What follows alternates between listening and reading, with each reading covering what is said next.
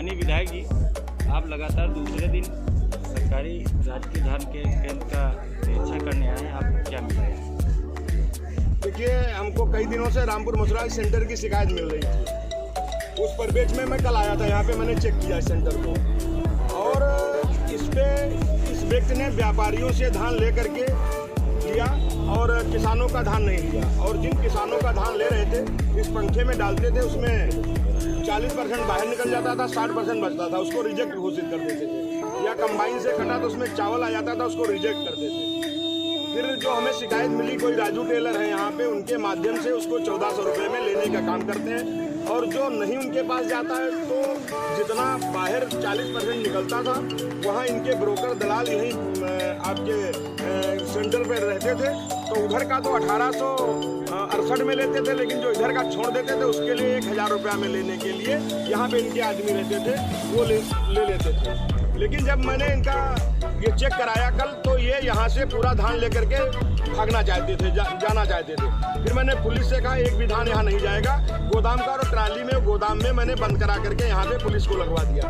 आज जब अधिकारी आए, एक टीम बनी, मैंने डीएम और एडीएम से बात किया और एक टीम बनी। उस टीम के आधार पे जब जांच हुई, तो जिन्होंने अपना रिजेक्ट माल को छोड़ दीजिए, जो इन्होंने माल खरीदा था, उसमें भी 40% उस पंखे में उड़ रहा है और 60% बच रहा है। इससे यह स्पष्ट है, पूरी तरीके से इन्होंने भ्रष्टाचार किया है। जो अधिकारी आए, उनके सामने जांच हुई, जांच में किसानों का बयान हुआ और कोई इनका बाड़ा है, उस बाड़ा में एक सोनू नाम का लड़का है, सोमू नाम का, और वो लोग ले जा करके ट्राली से वहाँ तौलाते हैं। 24,000 कुंटल इस क्रय केंद्र पे खरीदारी हुई है।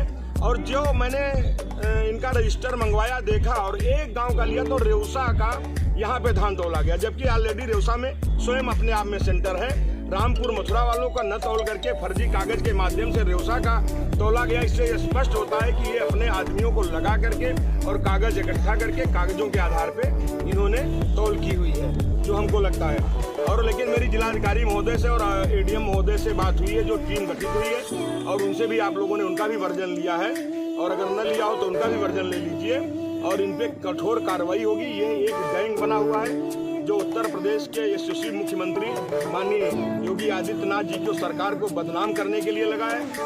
उत्तर प्रदेश की सरकार निरंतर किसानों के हित में अनवरत काम कर रही है।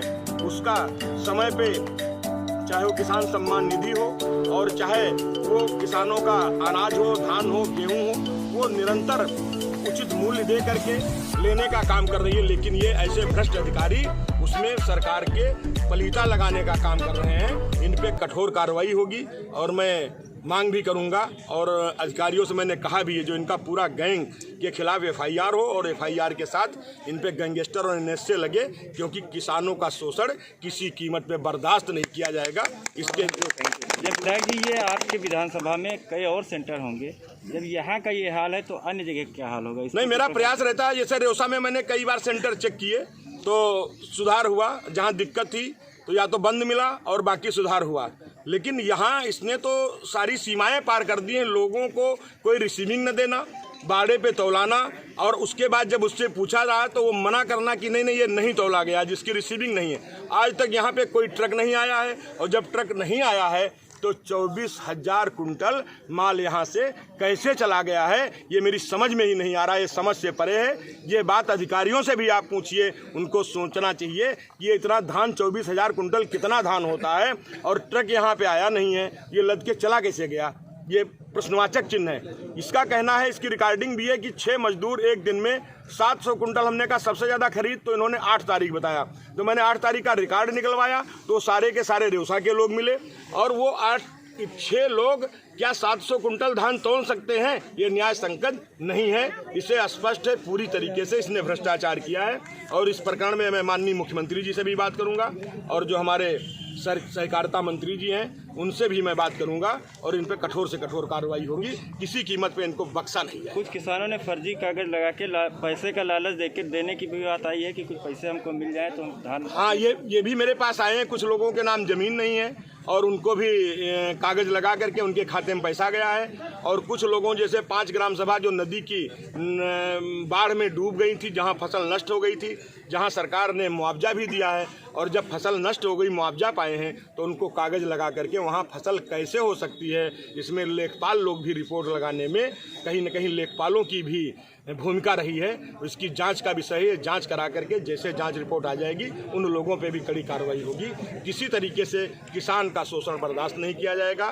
किसान को उसका उचित मूल्य मिले, शासन द्वारा, सरकार द्वारा निर्धारित, उसके लिए विधायक कटिबद्ध है उनके किसान की लड़ाई लड़ने के लिए।